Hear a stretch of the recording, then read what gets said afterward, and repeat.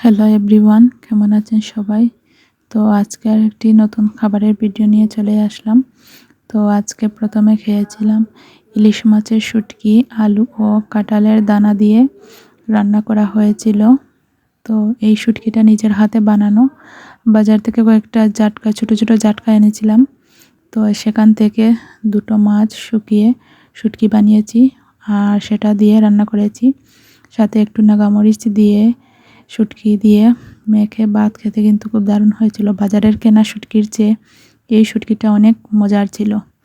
শুটকি মাছ কিন্তু আমার অনেক পছন্দের, কিন্তু অনেকেই আছে যে শুটকির গন্ধই নিতে পারে না।